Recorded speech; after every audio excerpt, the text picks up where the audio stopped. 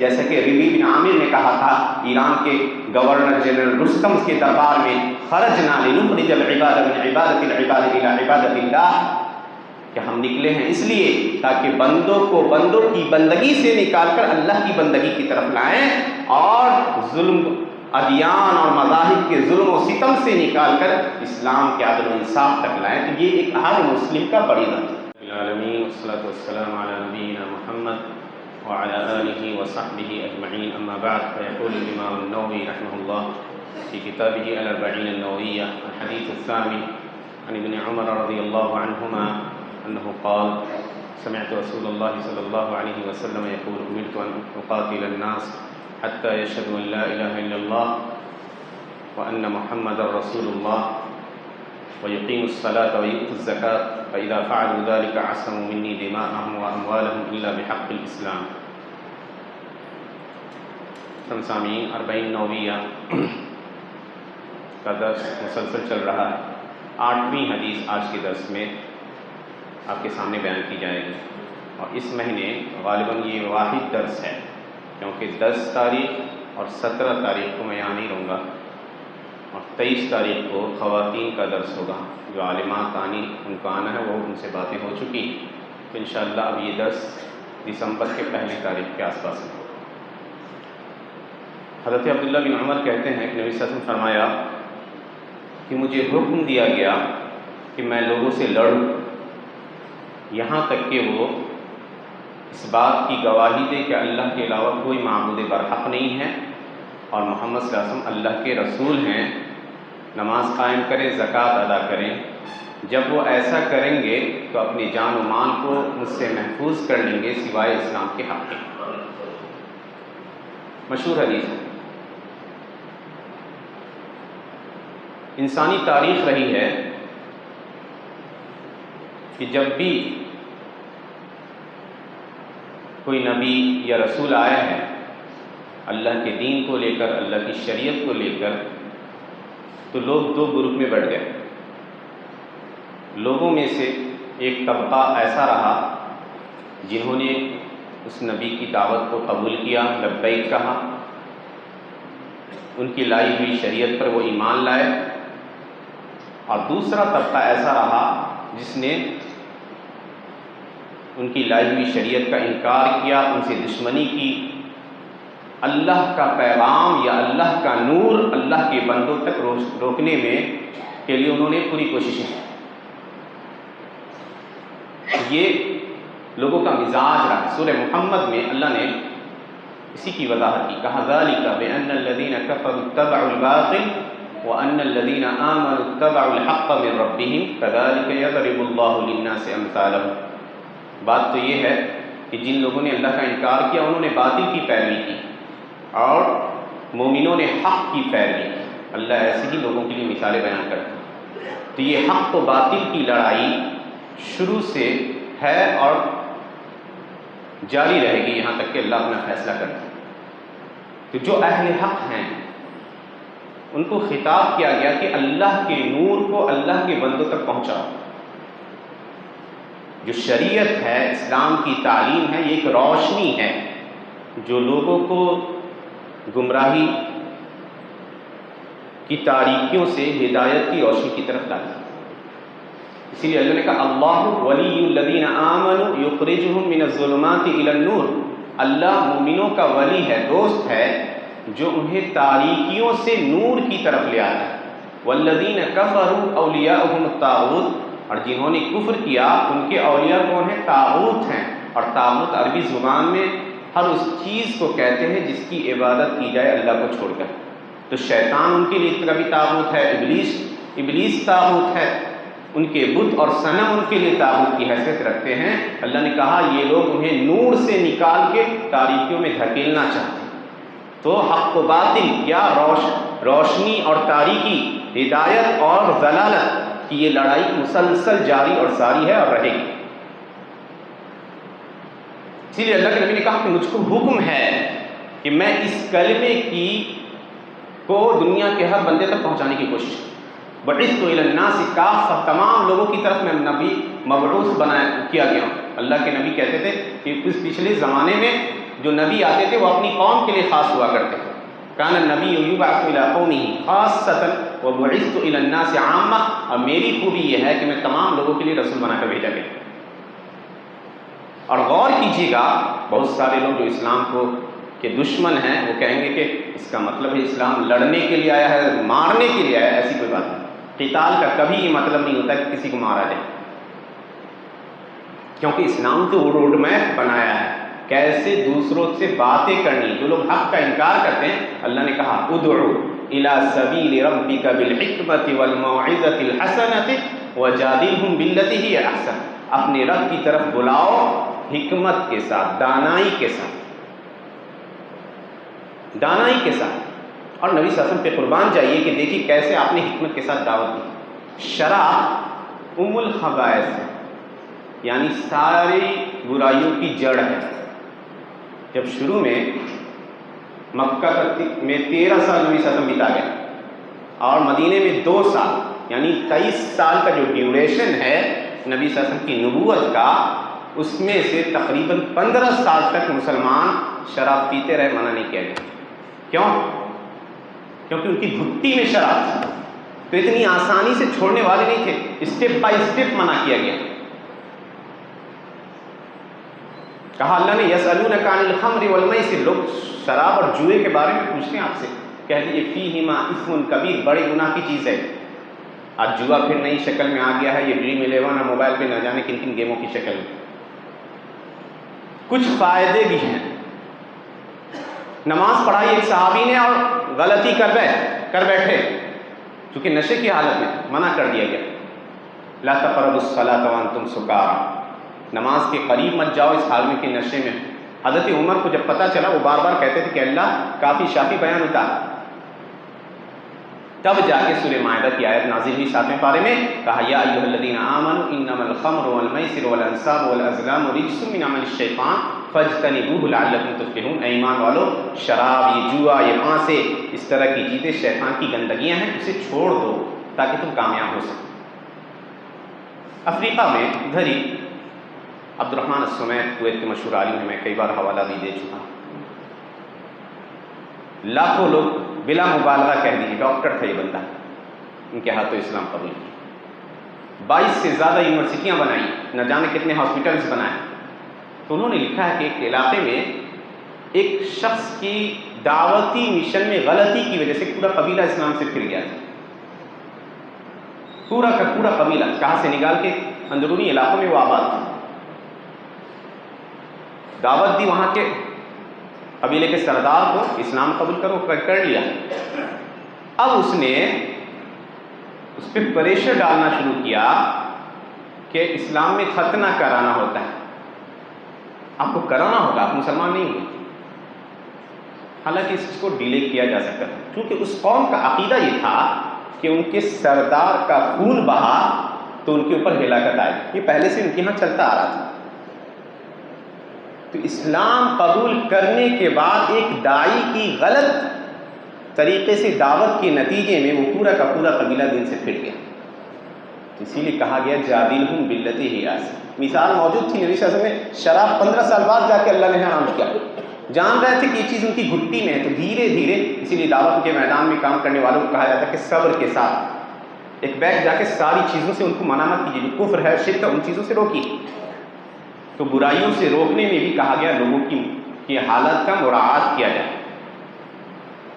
بحث و مباحثہ میں بھی کہا گیا کہ اچھا طریقہ اپناؤ. کہا لا تستوی الحسنۃ ولا السیئۃ ادفع باللتی ہی احسن. برائی اور نیک اچھائی برابر نہیں ہو سکتی.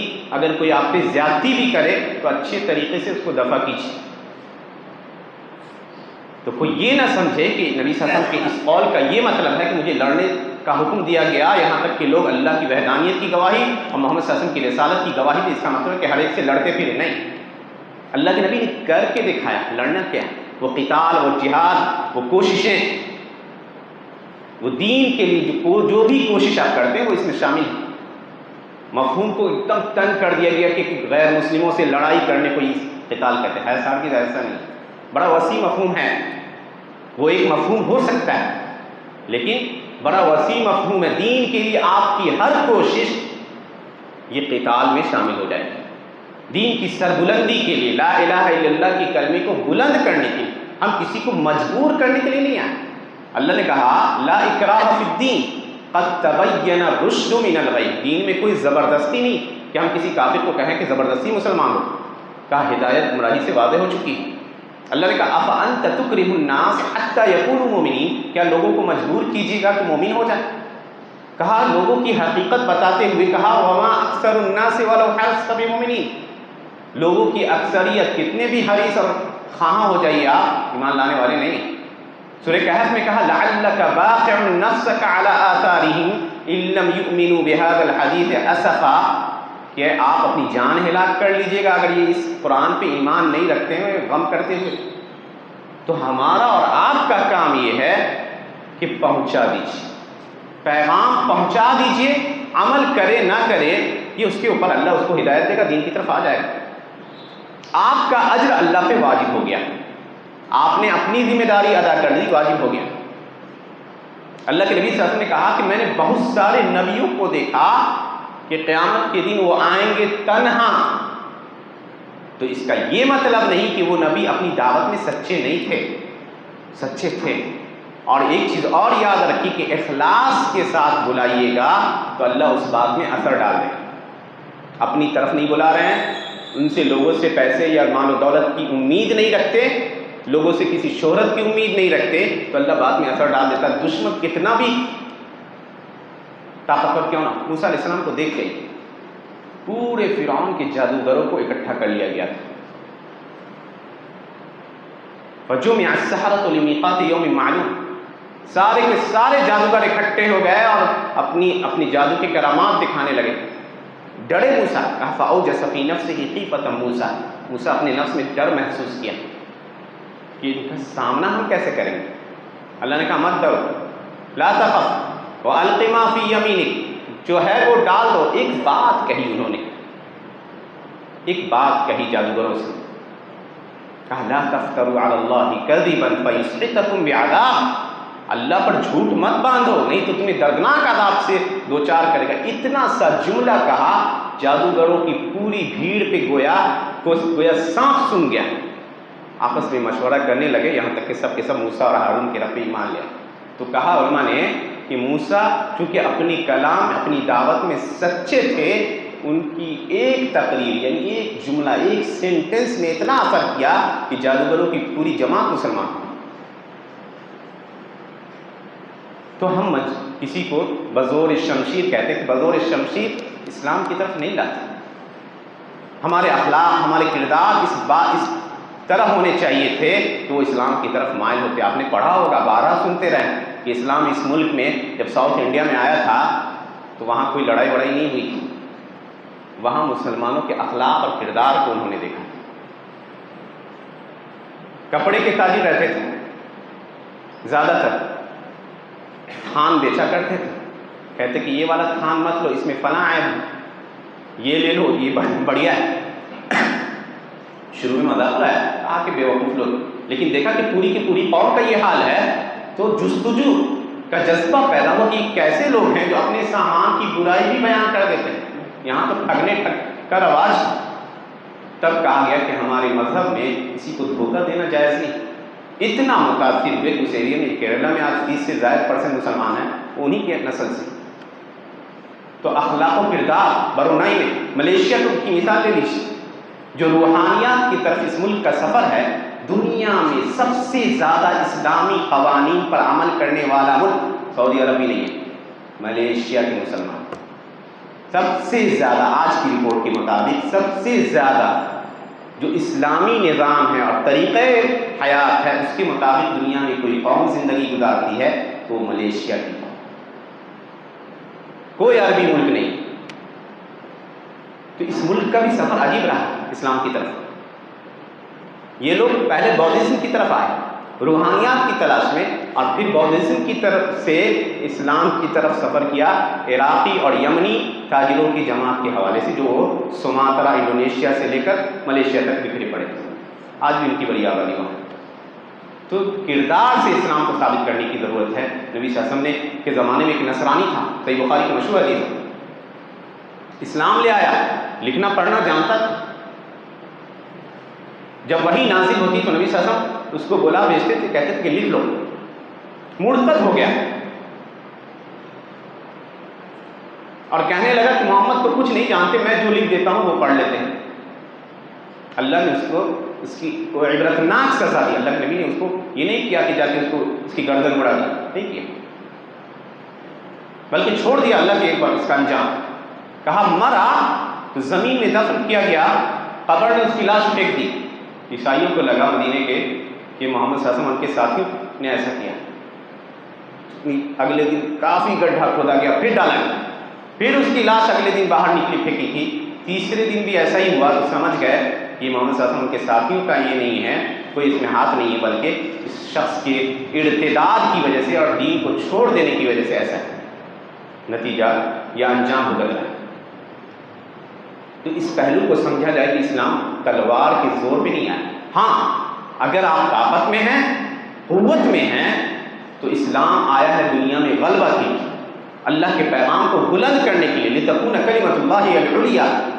تو ایسی صورت میں اگر کوئی شخص اللہ کے نور اور روشنی کے درمیان اور بندوں کی ہدایت کے درمیان حائل ہوتا ہے تو اس کو ہر قوت کے ساتھ دفع کیا جائے گا تاکہ اللہ کا پیغام اللہ کے ہر بندے تک پہنچ سکے۔ جیسے کہ ربیع بن عامر نے کہا تھا ایران کے گورنر جنرل رستم کے دربار میں، خرجنا لنخرج العباد من عبادت العباد الى عبادت اللہ، کہ ہم نکلے ہیں اس لیے تاکہ بندوں کو بندوں کی بندگی سے نکال کر اللہ کی بندگی کی طرف لائیں، اور ظلم ادیان اور مذاہب کے ظلم و ستم سے نکال کر اسلام کے عدل و انصاف تک لائیں۔ تو یہ ایک ہر مسلم کا فریضہ ہے، یہ مولانا یا فلاں کی ذمہ داری نہیں، ہر مسلم ایک اسلام کا مبلغ اور داعی ہوتا ہے جہاں وہ رہے۔ اور الحمدللہ یورپ وغیرہ میں آپ دیکھیں کہ تیزی سے اسلام قبول کرنے کے پیچھے عام مسلمانوں کا بڑا ہاتھ ہے، کیونکہ اسلامی تعلیمات ان کے اندر جھلکتی ہے۔ ہمارے ہاں معاملہ یہ ہوا کہ ان کی شرک پرستی، وہ بھی شرک کرتے ہیں، ہمارے یہاں بھی شرک ہوتی ہے، وہ بھی دھوکہ دیتے ہیں، ہم بھی دھوکہ دیتے ہیں، وہ بھی ایک مظلوم اور کمزوروں کو دباتے ہیں، ہم بھی دباتے ہیں، تو ان کی ساری برائیاں ہمارے اندر آ گئی، تو کیسے وہ ہم سے متاثر ہوں، کیسے اسلام ہمارے اندر ان کو دکھے گا؟ ان کو تو لگتا ہے کوئی فرق ہی نہیں، کوئی فرق ہی نہیں۔ تو اسلام الحمدللہ یہ باعث فخر اور اعتزاز ہے کہ اللہ نے آپ کو چنا، تو اس دین کے میسنجر اور پیغامبر بنیے، جو دعوت ہم پر عائد ہے کہ اس پیغام کو پہنچائیے، بلغوا عنی ولو آیہ۔ اللہ کے نبی نے کہا تھا کہ میری جانب سے پہنچاؤ، ایک آیت ہی صحیح پہنچاؤ، یہ ذمہ داری ہونی چاہیے۔ اللہ کے نبی نے کہا دوسری چیز نماز قائم کرے، جو عبودیت کے مذاہب میں سب سے اہم مذہب ہے، اور زکوٰۃ ادا کرے جو مالی عبادت ہے۔ کہا ان تین چیزوں کے کرنے کے بعد وہ مجھ سے اپنے جان و مال کو محفوظ کر لیں گے، سوائے اسلام کے حق کے۔ کہا اسلام کے حق کے علاوہ، مثال کے طور پہ کوئی مسلمان ہے تو دوسرے مسلمان پر اس کی جان حرام ہے، اس کو قتل کرنا اتنا عظیم جرم ہے کہ اللہ نے لکھا ہے، اللہ کا کلام ہے، وَمَن يَقْتُلْ مُؤْمِنًا مُتَعَمِّدًا فَجَزَاؤُهُ جَهَنَّمُ خَالِدًا فِيهَا غَضِبَ اللَّهُ عَلَيْهِ وَلَعَنَهُ وَأَعَدَّ لَهُ عَذَابًا عَظِيمًا۔ جرم دیکھ لیجیے کتنا سنگین۔ کہا جو کسی مومن کو جان بوجھ کر مارتا ہے اس کی سزا یہ ہے کہ ہمیشہ ہمیش کے لیے جہنم میں رہے، اللہ کا غضب اس پہ نازل ہو، اللہ کی لعنت برسے، اور اللہ نے عذاب عظیم اس کے لیے تیار کیا۔ اسی لیے بہت سارے علماء کہتے ہیں کہ شرک کے بعد یہی ایک ایسا جرم ہے کسی مومن کو مارنا کہ اللہ نے اتنی سخت وعید اور کسی اس میں نہیں نازل کی۔ اسی لیے کہا گیا کہ لمبی مدت تک رہے گا، مدت مدید تک، یہاں تک کہ توحید پہ اگر وہ مرا ہوگا تو توحید کی پاس رکھتے ہوئے اللہ سبحانہ تعالیٰ اس کو جہنم سے نکالے گا بہت عرصے بعد۔ تو گناہوں میں سب سے سنگین گناہ شرک کے بعد کسی مومن کو ناحق قتل کرنا۔ اللہ کے نبی صلی اللہ علیہ وسلم فرمایا لَزَوَالُ الدُّنْيَا أَهْوَنُ عَلَى اللَّهِ مِنْ قَتْلِ رَجُلٍ مُسْلِمٍ، دنیا ہلاک و برباد ہو جائے اللہ کو یہ گوارا ہے، یہ گوارا نہیں ہے کہ کسی مومن کو ناحق مارا جائے۔ تو کوئی اگر کسی مسلمان کو قتل کر دیتا ہے تو اس کے بدلے اسلامی قانون یہ ہے کہ اس کو قصاصاً قتل کر دیا جائے، یہ عدل و انصاف۔ قتل کے جرم کو روکنے کا سب سے بہترین ذریعہ ہے، جیسے کہ عبداللہ بن مسعود رضی اللہ عنہ کی حدیث صحیح بخاری اور مسلم کے اندر آئی، کہا لا یحل دم امرئ مسلم الا باحدى ثلاث، کسی مسلمان کا خون جائز نہیں ہے مگر 3 صورت میں، النفس بالنفس، کوئی کسی کو مار دے تو اس کو مارا جائے گا اس کے عوض میں، والثیب الزانی، کوئی انسان شادی شدہ ہے اور اس کے بعد زنا کرتا ہے تو اس کا جرم یہ ہے کہ پتھر مار کر سنسار کر دیا، پتھر مار کر سنسار کر دیا جائے، چاہے وہ خود اعتراف کرتا ہے یا گواہ اس کو یہ برائی کرتے تھے، کیونکہ اس کے پاس گناہ سے بچنے کا ذریعہ موجود، شادی شدہ تھا، اس کے بعد وہ برائی کرتا ہے۔ بہت دن تک ہنگامہ ہوتا رہا کہ اسلام بربریت کا مذہب ہے، انسان کو پتھر مار کے ہلاک کر دیتا ہے، ہیومن رائٹس پر نہ جانے کتنی آوازیں بلند ہوئی۔ جب پرگیا کا کیس آیا 2011-12 کے آس پاس میں، اور ملک میں زنا کے واقعات بڑھتے چلے گئے، ہر عورت کے ساتھ استحصال اور کہہ دیجئے کہ سیکسول ہیراسمنٹ کا معاملہ پیش آیا گیا، تو لوگوں نے اٹھانا شروع کیا آواز کہ اسلام کی وہ تعلیم جس میں زناکار کو سنسار کر دینے کا حکم ہے، یہاں بھی اس کا امپلیمنٹ کیا جائے، اس کو نافذ کیا۔ تب لگا، جب اپنے پہ پڑی تب لگا کہ یہ صحیح قانون ہے عزت و آبرو کے بچانے۔ اور تیسری چیز کہی اللہ کے نبی نے کہ التارک لدینہ، کوئی دین کو چھوڑ کے اور اسلامی جماعت کو چھوڑ دیتا ہے، مرتد ہو جاتا ہے اسلام لانے کے بعد، تو مسلمان حکومت رہے تب، یہ بھی یاد رکھیے، کسی عام آدمی کو یہ اختیار نہیں کہ کسی کو مارتے پھرتے پھرے۔ ہم خاص طور سے اس ملک میں رہتے ہیں تو یہاں کے قانون کا خیال کیجیے، اسلامی حکومت ہے، حاکم مسلمان ہے، اس کے ہاتھ میں ہے کہ ایسے شخص کی وہ اسلامی قانون کے مطابق سزا دے جو دین سے مرتد ہو جاتا ہے۔ یہ 3 صورت ہے جس میں کہا گیا کہ کسی مسلمان کا خون جائز ہے۔ عظیم الشان حدیث کی یہ حدیث جس کے بہت سارے غلط مفاہیم لوگوں میں بیان کیے گئے تھے، اللہ سبحانہ تعالیٰ سے دعا ہے کہ اللہ سبحانہ تعالیٰ ہمیں ان مسائل کو سیکھنے، اس کے مطابق عمل کرنے کی توفیق عنایت فرمائے۔ آمین۔ وآخر دعوانا الحمد للہ رب العالمین۔